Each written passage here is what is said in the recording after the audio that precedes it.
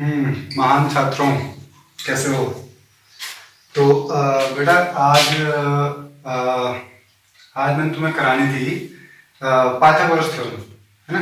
पर बेटा पाइथागोरस से पहले एक चीज और समझ लो, क्योंकि पाइथागोरस अगर तुम्हें समझनी है ना तो पाइथागोरस से पहले एक और थ्योरम है, आरएचएस थ्योरम, है ना। पहले वो समझ लो। हालांकि आरएचएस बहुत इंपॉर्टेंट थ्योरम नहीं है, लेकिन अगर हमने पाइथागोरस समझनी है तो हमें आरएचएस समझनी पड़ेगी, है ना। तो पहले आरएचएस समझ लो आज, क्योंकि अगर ये समझ में आएगा तो पाइथागोरस तुरंत समझ में आ जाएगा, ठीक है।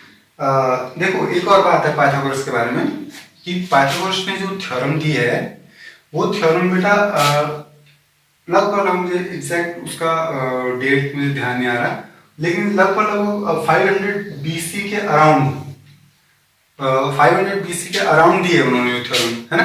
लेकिन वही थ्योरम, है ना, जो पाइथागोरस थ्योरम जिसे हम कहते हैं, वही थ्योरम लगभग 800 बीसी के आसपास एक इंडियन मैथमेटिशियन है, बौधायन, है ना। तो बौधायन,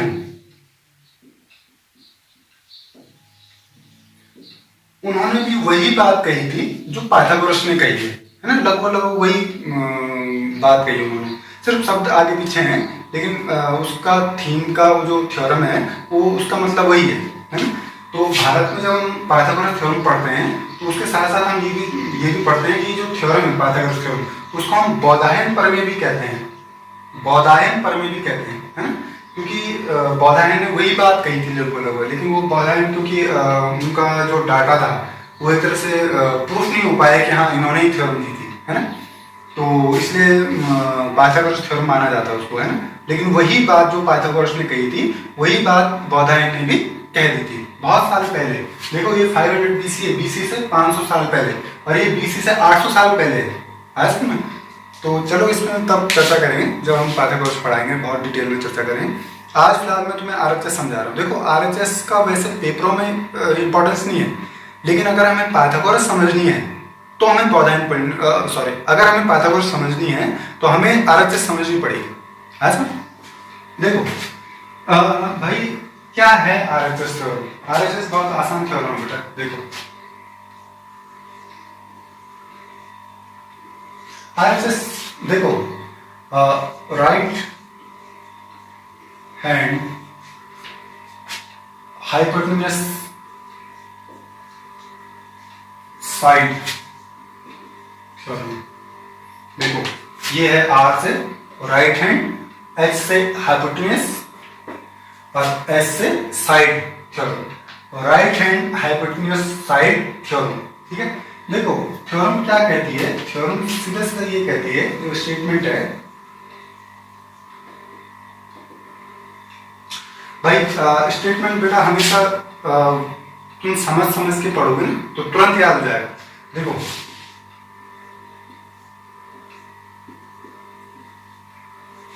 एक राइट एंगल ट्राइंगल बनाओ, ठीक है। If a perpendicular drawn from the vertex of a right angle to the hypotenuse,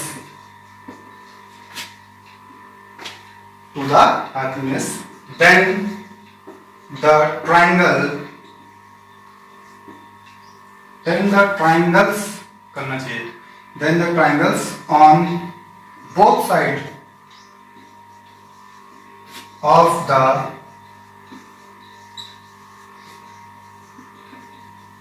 perpendicular, both sides of the perpendicular are similar to whole triangle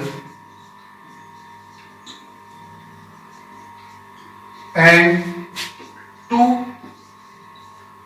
each other। देखो क्या कहता है आरएचएस थ्योरम, कहता क्या है। देखो आरएचएस थ्योरम बेटा ये कहता है कि अगर किसी राइट एंगल ट्राइंगल में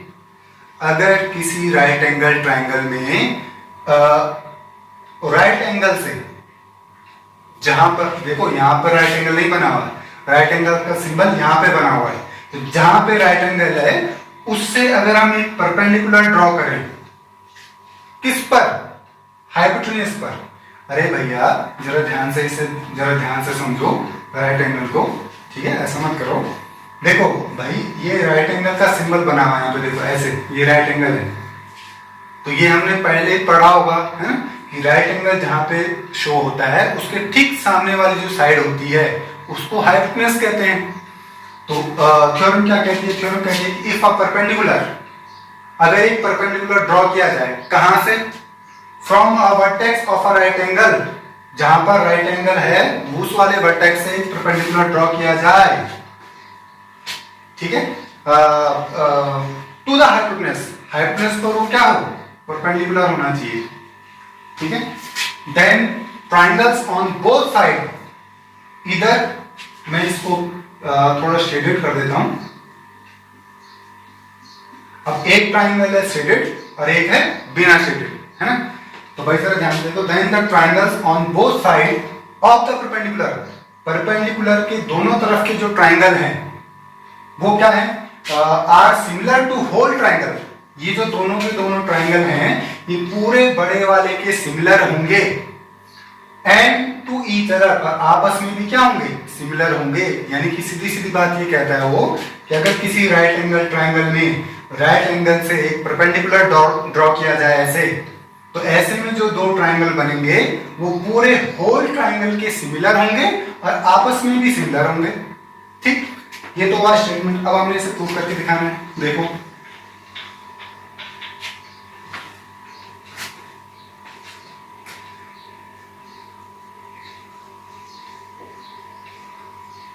भाई सबसे पहले गिवन क्या है? गिवन ये है कि इसका नाम यहाँ पे m रख दो। BM is perpendicular to AC, ये बात गिवन है। Angle B is equal to 90, ये बात भी गिवन है। B उसने पहले ही कहा था कि B 90 है। टू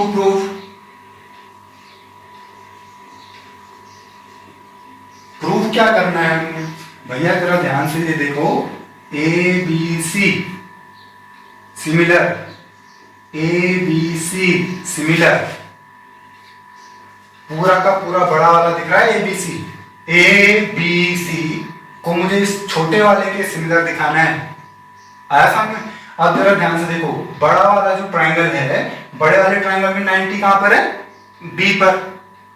और इस छोटे वाले ट्राइंगल में 90 कहां पर है? M पर, ठीक। तो बड़े वाले ट्राइंगल में 90 कहां पे आ रहा है? यहां पर। तो भाई इसी ऑर्डर के हिसाब से जब बड़े वाले में 90 यहां पर आ रहा है तो छोटे वाले में 90 कहां पे आ रहा है? M पर। तो M को बीच में होना चाहिए ना। अब एक लेटर यहां पर आएगा, एक लेटर यहां पे आएगा, ठीक। क्योंकि सिमिलर के लिए ऐसे लेटरों का बहुत इंपॉर्टेंस होता है ना। अब भाई जरा ध्यान से देखो, ABC, ये पूरा का पूरा जो ABC है, इसमें और इस छोटे वाले में कौन सा ट्राइंगल कॉमन है? सॉरी, कौन सा एंगल कॉमन है? भाई जरा ध्यान से ये देखो, ये जो C एंगल है ना, ये C एंगल वो इस छोटे वाले में भी लग रहा है और इस बड़े वाले में भी लग रहा है। तो C यहाँ पे कहाँ आ रहा है? थर्ड नंबर पे। तो C यहाँ पर आएगा, ठीक। तो अब इसको कंप्लीट करो। तो भाई M आ गया, C आ गया, तो क्या बचा? B। ये आ गया तुम्हारा BMC, ठीक। ऐसे ही ABC को हमने सिमिलर दिखाना है इसके, ठीक। तो ABC में 90 वाला कहां पे आ रहा है? बीच में। और इस वाले में 90 कहां पर है? M पर। तो ये आ गया M बीच में। पूरे के पूरे बड़े वाले में और इस व्हाइट वाले में कॉमन एंगल कौन सा है? A। तो A यहां कहां आ रहा है? स्टार्टिंग में। यहां भी A कहां आएगा? स्टार्टिंग में। तो बचा क्या? AMB हो गई बात। तो ये दोनों के दोनों सिमिलर हैं। एक तो हमने ये दिखाना है, ये भी दिखाना है, और हमने ये भी दिखाना है कि ये दोनों के दोनों आपस में क्या है? सिमिलर है। यानी कि थर्ड पॉइंट हमने ये दिखाना है कि triangle BMC is similar to triangle AMB। आगे समझना, ये तीन चीजें दिखानी है बेटा हमने। अब देखो कैसे दिखा रहे हैं भाई, जरा ध्यान से देखो। इन ट्राइंगल ABC, पूरे बड़े वाले में, एंड ट्राइंगल BMC, हम हैं इस पूरे के पूरे बड़े वाले में और बी एम सी यानी कि इस पूरे बड़े वाले में और इस शेडेड में, इन दोनों ट्राइंगल में हैं। इन दोनों ट्राइंगल को जरा ध्यान से देखो एंगल बी, पूरे बड़े वाला जो ट्राइंगल है उसका एंगल बी 90 का है और इसमें 90 कहां पर है, यहां पर एंगल एम। अरे भाई हमने 9th में पढ़ा होगा, अगर दो ट्राइंगलों को सिमिलर दिखाना है तो सबसे आसान प्रॉपर्टी कौन सी है, एंगल एंगल, दो एंगल दिखा दो, हो गया सिमिलर। आगे समझ। तो भाई इस पूरे बड़े वाले का एक एंगल ये है जो 90 का है और छोटे वाले का एक एंगल क्या है एम, तो दोनों इक्वल है। कैसे, ईच ऑफ 90। ठीक, एक एंगल में अगर इन दोनों में बराबर दिखा दूं तो काम हो जाएगा। भाई जरा ध्यान से देखो, इस पूरे बड़े वाले में एक एंगल है सी और वही एंगल इस छोटे वाले में भी लग रहा है, तो सी कॉमन एंगल हो गया ना, तो angle C is equal to angle C common हो गया। तो भाई by A rule triangle A B C is similar to triangle B M C. हो गया, ये बात हमने पहला वाला जो बात थी उसको हमने प्रूफ कर दिया। अब आओ दूसरे वाले पे, in triangle A B C and triangle A M B. भाई इन दोनों ट्राइंगलों को भी हमें क्या करना है, सिमिलर करना है। ठीक, तो सिमिलर करने के लिए भाई एक तो इस पूरे बड़े वाले को देखो और एक इस छोटे वाले को देखो जो व्हाइट वाला है बिना शेडेड है। तो भाई जरा ध्यान से देखो, पूरे बड़े वाले में 90 कहां पर है, बी पर, और व्हाइट वाले में 90 कहां पर है, एम पर, ईच ऑफ 90। यानी कि पूरे बड़े वाले में भी एक एंगल 90 का है और छोटे वाले में भी एक एंगल क्या है, 90 का है, तो ये तो दोनों बराबर हो गए।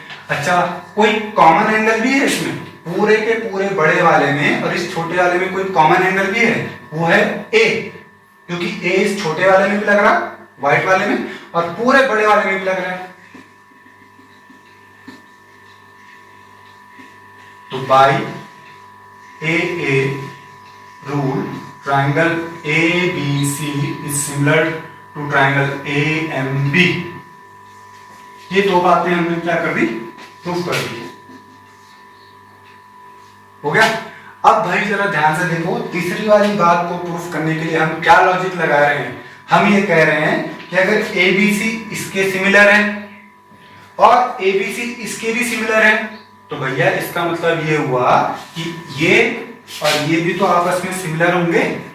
अरे भाई ए बी सी इसके भी सिमिलर है और ए बी सी इसके भी सिमिलर है, तो ये दोनों भी सिमिलर हुए ना। तो from first and second triangle B M C is similar to triangle A M B. आ गया समझ में। तो बेटा ये है तुम्हारी आरएचएस थ्योरम। तो आरएचएस थ्योरम पेपर में बहुत कम आती है ना। भाई इसका इंपॉर्टेंस इसीलिए है कि इसके थ्रू हम पाइथागोरस समझते हैं, है ना। तो इस पे और कराएंगे कल पाइथागोरस करा देंगे तुम्हें। आज इसको देखो, कल पाइथागोरस के लिए नया वीडियो डाल देंगे, ठीक है।